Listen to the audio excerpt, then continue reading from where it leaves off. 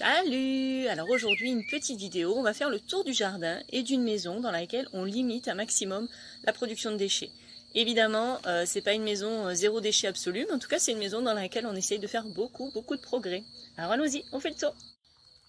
On a installé à plusieurs endroits des cabanes à insectes comme celle-ci, des plus ou moins grosses en fonction de ce qu'on avait, soit avec des boîtes en bois, soit avec des caisses qu'on a trouvées, soit juste des chutes de bois qu'on a assemblées un petit peu anarchiquement on va dire, et les insectes s'y plaisent, donc il n'y a pas de souci, ils sont pas très regardants sur l'architecture de la cabane. Et ensuite on a l'avantage nous d'avoir un long chemin dans lequel on laisse pousser toutes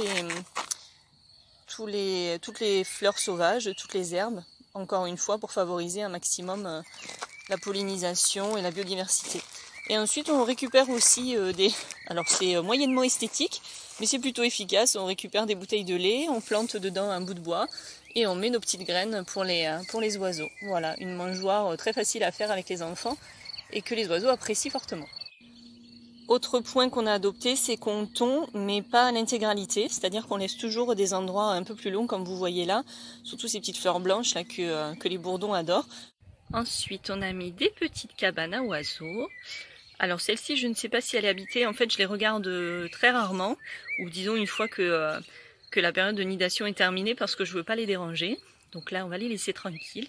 Et la petite cabane à chauve-souris, donc à positionner en hauteur, dans un endroit où il fait vraiment nuit noire, donc c'est-à-dire pas de lumière solaire qui potentiellement peuvent rester allumées la nuit. Les éclairages solaires c'est un peu problématique pour ça. Autre astuce, le récupérateur d'eau de pluie, donc simple à installer, ça prend pas énormément de place puisqu'au niveau de l'épaisseur c'est pas très large, c'est un peu haut. Pour ceux qui ne connaissent pas, donc il y a un petit, donc l'eau va arriver par la gouttière dans le récupérateur. Ensuite ici il y a un petit robinet qui vous permet de récupérer l'eau.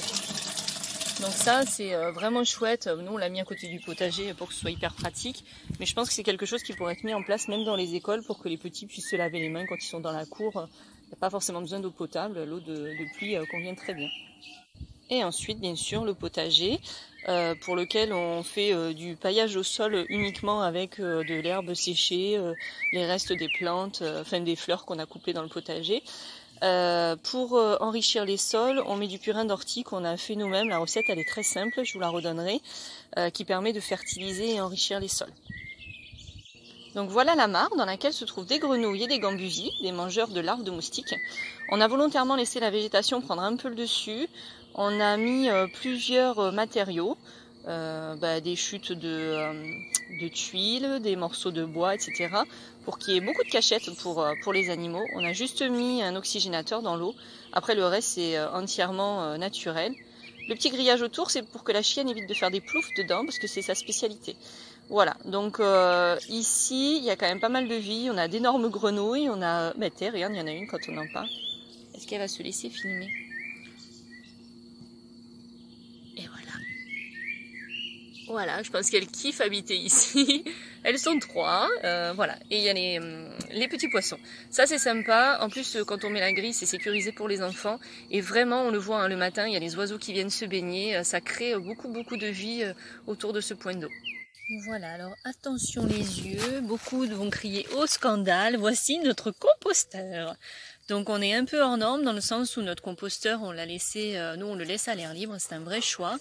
L'intérêt pour nous c'est essentiellement de diminuer le volume des déchets organiques. Il faut savoir que les déchets biodégradables représentent à peu près entre 30 et 35% d'une poubelle.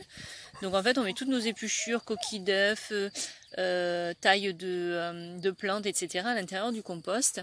On le laisse à même le sol de façon à ce que ça se dégrade tout seul. Nous on ne se sert pas vraiment de l'humus que ça peut produire au fond du compost. On retourne la terre que très rarement. L'intérêt ici c'est surtout d'avoir un observatoire. Pour les enfants, c'est génial, un vrai observatoire de la nature, puisqu'il y a évidemment des vers de terre, des cloportes, des fourmis, des araignées, enfin tout ce qui va bien dans la décomposition. Et ça permet aussi de voir le cycle de vie, c'est-à-dire que quand on commence à mettre une épluchure, comment elle se dégrade, la putréfaction, etc. Je trouve que c'est super important. C'est plus le côté ludique qui nous intéresse ici que vraiment récupérer l'humus pour le remettre dans le jardin. Voilà, donc le compost est à l'air libre pour ces raisons-là, mais évidemment il existe plein de formes de compostage.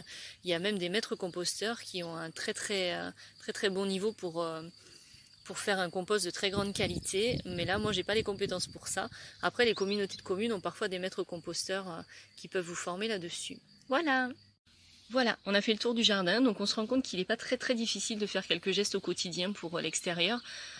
Pour ce qui est du composteur, il est facile à faire, il peut être gratuit. Il suffit de récupérer une palette et d'assembler les morceaux de bois pour faire un cube, avec ou sans couvercle. Là, c'est selon comment chacun veut le faire. Si il y en a qui veulent le faire de façon extrêmement stricte, j'ai envie de dire, à la façon d'un maître composteur, on peut. Si c'est juste pour diminuer les déchets, sincèrement, à l'air libre, ça marche très bien. Dans la nature, c'est comme ça que ça se passe. Il faut penser aussi à laisser toujours du paillage sur le sol. Dans la nature, il n'y a jamais un endroit dans la forêt où vous allez vous promener où la terre sera nue. Il y a toujours des herbes sèches, des feuilles mortes, etc. Ça permet de nourrir le sol et de protéger. Pour ce qui est des récupérateurs d'eau, donc nous on a cherché assez longtemps pour acheter des récupérateurs d'eau d'occasion. C'est plutôt compliqué à trouver, donc malheureusement on les a achetés neufs. C'est facile à installer, il n'y a pas besoin d'avoir de grosses connaissances. Pour le purin d'ortie, c'est très facile à faire, il suffit d'aller cueillir les orties au bord de la route, de les mettre dans de l'eau à macération. Vous avez plein de recettes sur internet, c'est hyper simple, ça avec les enfants ça marche bien. Alors on leur met les gants parce que sinon ça pleure toutes les 3 secondes et bon, la promenade sympa devient vite un calvaire. Et pour tout le reste de ce qu'on vous a montré, les petites cabanes à oiseaux, c'est pareil, c'est facile à faire soi-même. La cabane à chauve-souris, nous on n'a pas su la faire, donc on l'a achetée. Il y en a qui sont fabriqués sur Toulouse. Pareil, sur internet, vous allez trouver facilement les liens. Voilà, donc c'était juste pour vous montrer un petit peu ce qui est possible de faire dans un jardin, qu'il soit grand ou petit d'ailleurs. Nous on a la chance d'avoir un peu d'espace, mais il n'y a pas besoin d'avoir un jardin très grand pour faire les choses.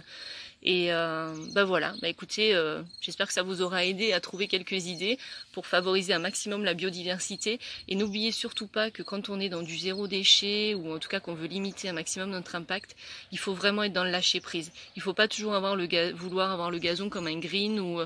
Enfin voilà, il faut vraiment lâcher prise, laisser faire la nature et pas se prendre la tête. Par exemple, quand on voit un pissenlit pousser, s'il est là, c'est qu'il régule la terre.